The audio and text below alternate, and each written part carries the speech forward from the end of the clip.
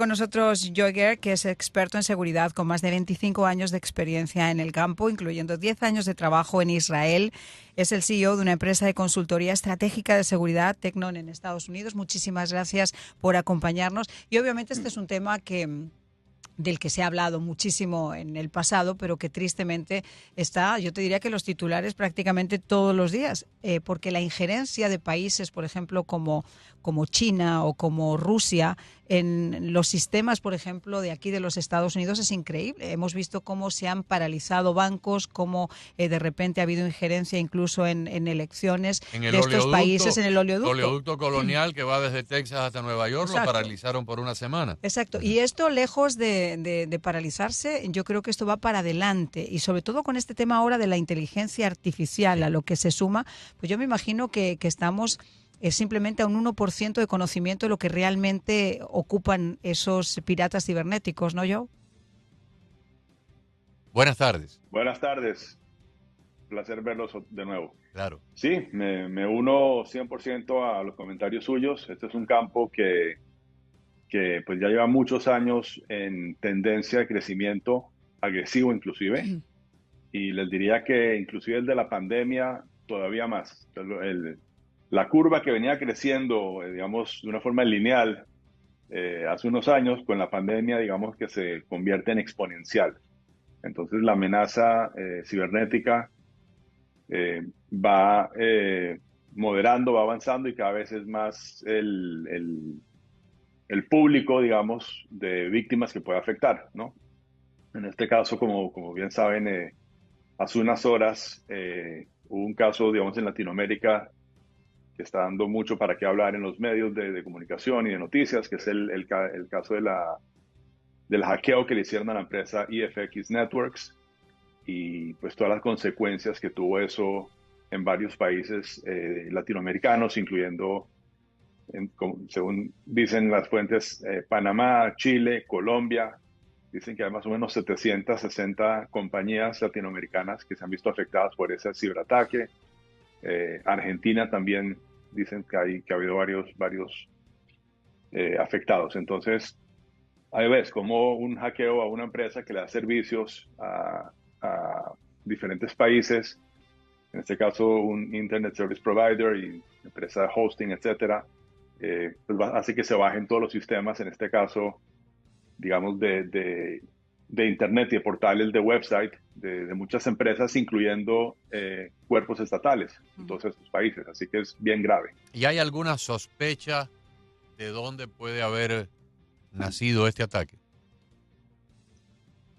Yo no he visto nada todavía publicado. Me imagino que estarán haciendo sus investigaciones y quien sea que está hablando con el grupo hacker que esté pidiendo algo en recompensa por soltar, porque esto es lo que se llama un ransomware, ¿verdad? Hay diferentes modalidades de ataques y esto fue un ransomware que básicamente se puede traducir a un secuestro. Un secuestro a cambio de dinero, para liberar a cambio de dinero, como el del oleoducto. Correcto, exactamente. Entonces, quieres que soltemos, básicamente se toman las claves, ¿no? Que el admin, como quien dice, todos recordamos que es admin, etcétera. Roban la clave y el admin lo cambian y entonces te dejan por fuera.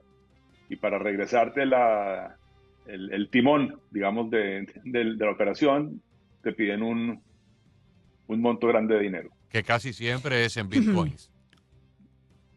Sí, en monedas, no necesariamente en Bitcoin, pero en diferentes tipos de monedas. Ethereum, una de esas cosas. En este caso estaba leyendo yo en este momento que ese hackeo masivo en Colombia, donde la información de millones de personas está ahora mismo en manos de delincuentes. En el caso, por ejemplo, de la rama judicial, se ha tenido que parar por completo. O sea, no es solamente ya el hackeo que realizan y quedarse con la información de personas, sino cómo pueden afectar, por ejemplo, un sistema como el sistema judicial. Bueno, si te paralizan, imagínate tú que en vez de ser el sistema judicial, te paralizan en un momento dado en un país como Chile, como Colombia, como Perú, o Argentina, o Brasil, la red bancaria. Toda la gente que tiene cuentas, que puede acceder a esas cuentas electrónicamente, ¿no? A través de una tarjeta de débito, una tarjeta de crédito, o para hacer movimientos electrónicos, ¿no? Yo puedo entrar en mi cuenta bancaria y transferirte a ti a través de mi teléfono celular o de mi computadora $100 o $1,000.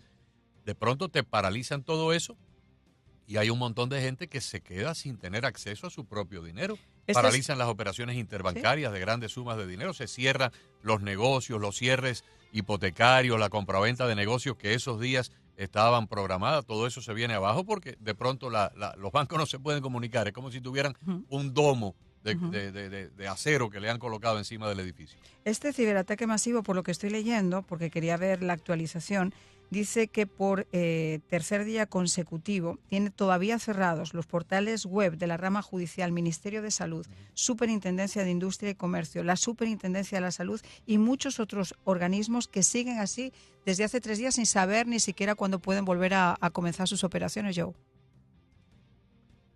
Así es, así es. Lastimosamente, esa es la triste realidad de este mundo en el que vivimos en el campo de las amenazas cyber. Y específicamente en Colombia, por ejemplo, yo sé, pues de fuente bastante cercana, que hace unos meses había aquí en Colombia, había un proyecto para hacer una agencia cibernética a nivel gobierno. Lo que vendría a ser, por ejemplo, en Estados Unidos, el CISA, ¿ok? Eh, Ese tipo de agencia gubernamental es muy importante hoy en día porque, y hagamos aquí una diferenciación bien clara para dejarlo claro, porque de hecho por eso cayó en Colombia, tengo entendido, el proyecto que pasaron al Congreso. La agencia, cuando se habla de la agencia como CISA, pueden mirar CISA.org, creo que es, eh, o .gov, perdón. Básicamente lo que ellos hacen es que ellos, .gov, sí, lo que hace CISA, que en Estados Unidos se llama el Cybersecurity and Infrastructure Security Agency, es la agencia de defensa cibernética del país en Estados Unidos. ¿Okay? ¿Qué hacen ellos? ¿Y cuál es la diferencia entre eso, por ejemplo, y el NSA?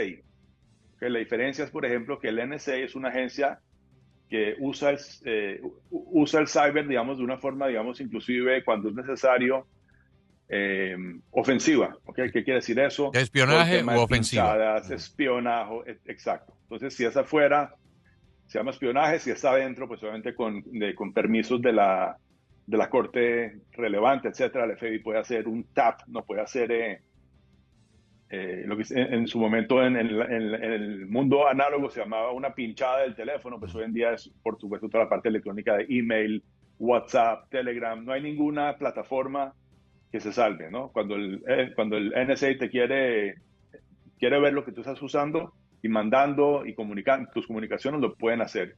Por supuesto, en un país democrático como Estados Unidos, solo a quien de verdad hay que seguirlo de esa manera y con el permiso, digamos, judicial indicado. Eso es la parte ofensiva. La parte defensiva, como es este CISA, ¿ok?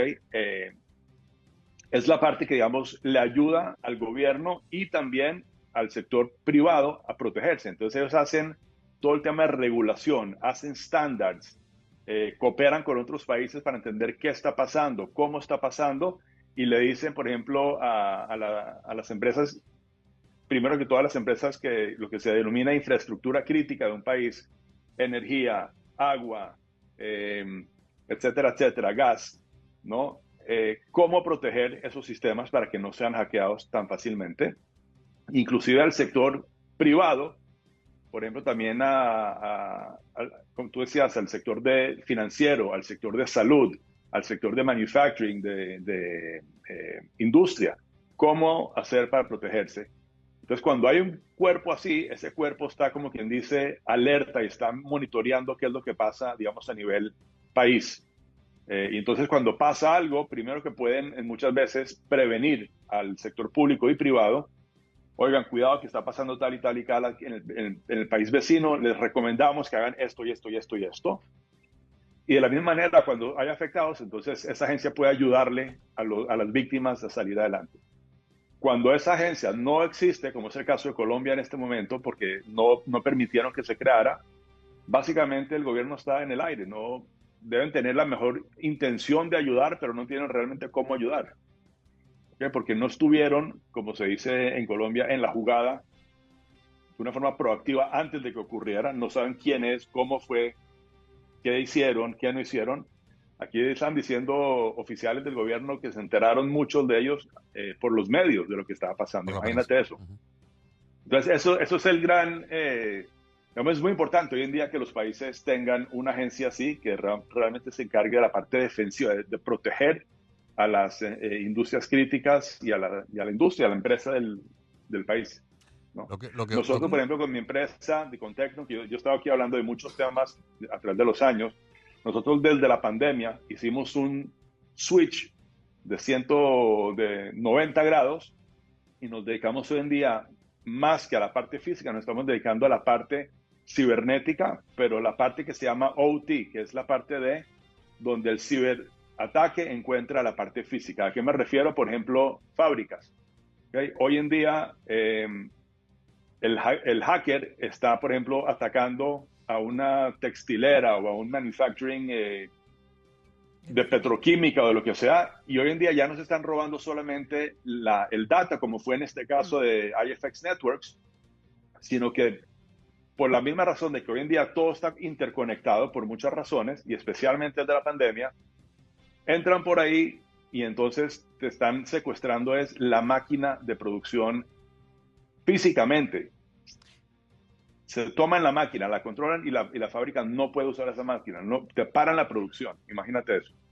Entonces eso es un campo muy complejo porque el expertise, el conocimiento necesario para poder ayudarle a un cliente, en este caso nuestro, a lidiar con eso, tienes que ser experto no solo en ciberseguridad, sino por ejemplo en este caso tienes que ser experto en procesos industriales, en los controles industriales, tienes que saber qué es SCADA, o sea, es un mundo muy complejo que la interconectividad hoy en día trae muchos beneficios, pero trae estos riesgos, los cuales pues toca irse adaptando como sociedad para poder lidiar con ellos. Yo quiero aterrizar esto un poquito a la gente que nos está escuchando como yo, y quiero ver si con un ejemplo muy claro, muy chiquito, quizá para todo este mundo que nos estás planteando, si en este ejemplo que vivimos todos quizá nos ponen en una imagen. Los teléfonos que nosotros tenemos, ¿nos escuchan?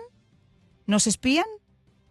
A ver, yo no estoy segura de que toda esa recopilación de datos que nosotros estamos metiendo en estos teléfonos realmente no sean para precisamente espiarnos. Y te pongo un ejemplo. Cuando nosotros tenemos dos aplicaciones como Siri o como Alexa, que están preparadas para que nos escuchen, tú dices, gracias Google, o oye Alexa, o oye Siri, y inmediatamente te responden. Eso significa que hay algo que está pendiente de una conversación que tú estás haciendo, y a veces sin necesidad de aplicar el micrófono.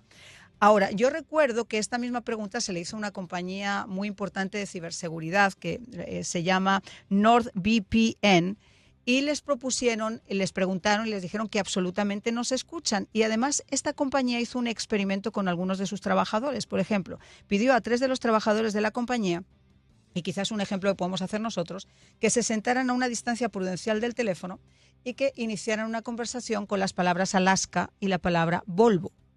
Después de estar conversando durante media hora sobre Alaska y sobre Volvo, resulta que toda la publicidad que estaba apareciendo en ese teléfono eran o sobre coches Volvo, incluso a dos de los trabajadores que no tenían automóvil propio, y la otra sobre destinos turísticos Alaska. Entonces mi pregunta, que a lo mejor es muy banal, nosotros, y lo comentamos con Agustín en muchas ocasiones, estamos contentísimos de que estos maravillosos teléfonos nos guarden y nos solucionen la vida, tienen nuestra información bancaria, cómo es el ritmo de nuestro corazón, se abren con el iris, le ponemos el dedito y mira qué maravilloso que se abre con el dedito. Pero ¿a dónde va a parar todo esto? ¿Qué uso se está haciendo de eso? Nuevamente, toda esta tecnología hace nuestra vida mucho más fácil, pero asimismo trae unos riesgos nuevos que tenemos que aprender a nivel individual, a nivel sociedad, a nivel gobierno, de aprender a lidiar con ellos. Lo que tú estás diciendo, el teléfono, nosotros también hemos hecho ese tipo de experimentos y así es. Tú hablas de un tema y a la media hora te aparecen tus medios sociales que no tienen nada que ver con tu teléfono. Te metiste a Instagram, te están bombardeando o en Twitter, te están tirando propagandas del tema con el que hablabas. Todo eso es el tema de data, ¿no? Entonces, por ejemplo, ¿qué es lo máximo que puede pasar, dirías tú, si alguien te roba tu teléfono?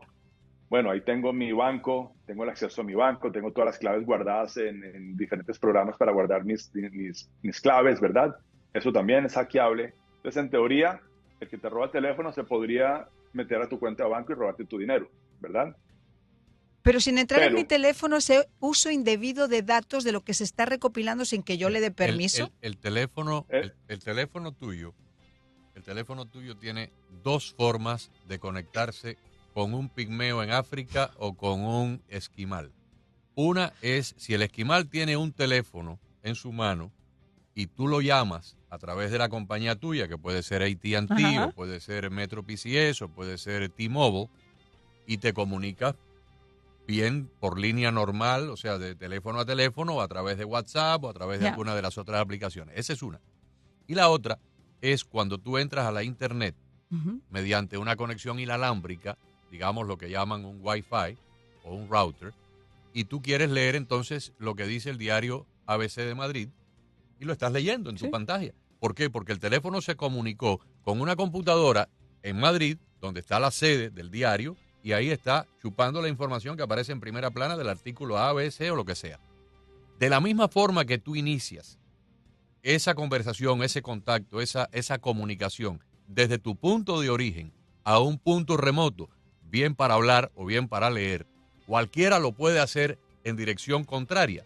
Yo no te puedo decir cómo yo lo sé, Claro, pero pero yo te puedo decir de primera mano que el gobierno de los Estados Unidos, y yo me imagino que si el gobierno de los Estados Unidos lo puede hacer, el de China, el de imagínate el Israel, de el de Rusia. Gran Bretaña, el de Rusia y tal vez el de el Irán de Irán, o el de Corea del Norte, también porque esta gente no son bobos ni se chupan el dedo, tienen la capacidad de escucharte aunque tu teléfono Esté esté apagado. inactivo. Claro. Exactamente, tienen la capacidad, tienen la tecnología, existe hoy Pero en día. cuando tú llamas a alguien A o mí no me buscas esa importa. información, es un acto voluntario. El Sí. problema es que cuando tú estás tan tranquilo y estoy hablando contigo ahora y de repente aparece toda la publicidad de lo que nosotros estamos comentando, es Bueno, involuntario y alguien está fíjate, haciendo un mal uso de eso. ni tú ni yo y probablemente él tampoco nos hemos detenido con una lupa a leer el contrato de Sí, señor. Google Sí, señor. cuando compramos el teléfono y lo activamos por Sí, primera señor. vez, porque son 10, 15, 20 páginas de una letrita microscópica, microscópica. Nadie tiene el tiempo ni nadie tiene las ganas de meterse ese follón y leer eso. Pero si tú lo lees o lo imprimes ahí y lo desglosas, tú le estás dando a ellos Claro. una autoridad Autorización. absoluta de... Agustín, Sí, señor. estás dándole donde es, exacto. O sea, la Mira, igual, respuesta a tu revisar y pregunta revocar. es sí, el teléfono te está espiando, punto. Punto. Ahora, lo está haciendo con tu permiso, Exacto. también, punto. El problema grande que vamos a empezar a ver más y más y más en los próximos años, que ya se está viendo, es que nuevamente, desde la pandemia, y tú hablaste de algunas de las, hay como 6 potencias a nivel mundial de ciberseguridad, ¿ok? Algunos lo usan para bien, otros lo usan Para mal. menos para bien. Exacto.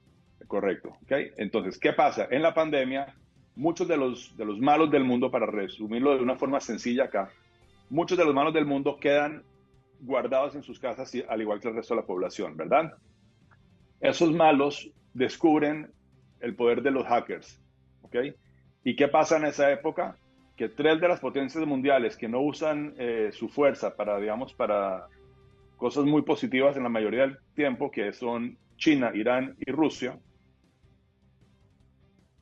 hacen accesible algunas de las capacidades que hasta entonces eran capacidades de nivel Estado, la hacen de cierta forma accesible a algunos de estos grupos criminales, y entonces estamos viendo cada vez más ataques más sofisticados que antes, hace unos años, solo podía hacer un gobierno. Hoy en día puede que sea un cartel de hackers que lo está haciendo. eh, entonces, ¿a dónde voy yo? ¿El teléfono te espía? Sí, claro que sí te espía. Mi punto va a que los cibercriminales hoy en día van a hacer cosas mucho peor que espiarte. ¿A qué me refiero? Y te doy un ejemplo nuevamente con tu teléfono que diste. Tu teléfono hoy en día, posiblemente, tú desde tu teléfono por conveniencia manejas el aire acondicionado de tu casa, ¿verdad? Sí, Mucha gente lo hace. sí. Inclusive manejas la nevera de Todo tu por casa, Control 4. ¿verdad? Te dice cuántos huevos te quedan, cuántos comprar, en qué temperatura está, ¿verdad? Ahora, supongamos que yo te quiero hacer daño a ti y de una forma, digamos que no, sin dejar muchas huellas digitales. Yo sé que tú estás este próximo mes paseando por Europa, porque estoy viendo tus fotos en Facebook y en Instagram, etcétera, y te quiero hacer daño, y ya te hackeé por aquí, ¿ok? ¿Qué puedo hacer yo? Me puedo meter al aire acondicionado a tu casa, ponerlo en 50 grados, ¿ok? Bajarle el Termostato. Fahrenheit, ¿no? Cuando llega la cuenta eléctrica de $2,000. Bajar el gozo, prender, exacto, y tú vas a llegar y vas a tener una cuenta de $10,000 de electricidad, ¿verdad? Y eso en el caso, digamos, sencillo. Puedo hacer mucho más daño con cosas que están conectadas. Perdone Ahora, que lo interrumpa. Yo acabo de leer hace 5 o 6 días. Los coreanos del norte, la dictadura de Corea, de las dos Coreas, acaba de lanzar un submarino modernísimo. Todas las semanas lanzan unos cohetes espectacularmente modernos. Yo acabo de leer hace 5 o 6 días que el dinero que están sacando para ese desarrollo armamentista tan moderno es dinero de hackeo y de ransomware, de lo que hablábamos anteriormente. Ellos tienen un grupo de tecnócratas muy especializados trabajando para el gobierno y entonces se meten en una compañía X, una compañía que a lo mejor se dedica, no sé, a bienes raíces, y le paralizan la computadora y le dicen, bueno, de acuerdo al tamaño de su compañía, usted nos tiene que pagar $50,000. Un cliente de esta emisora, amigo mío, patrocinador de uno de nuestros programas, hace 2 o 3 años, le piratearon sus computadoras y le costó $25,000, creo que fue 25,000 euros, en monedas estas electrónicas que tuvo que pagar para que en 3 o 4 días le liberaran la empresa. El gobierno de Corea del Norte se buscó el año pasado cerca de $1,000 millones en operaciones de piratería de este tipo, y ese dinero va todo destinado al programa militar. Perdone que lo haya interrumpido.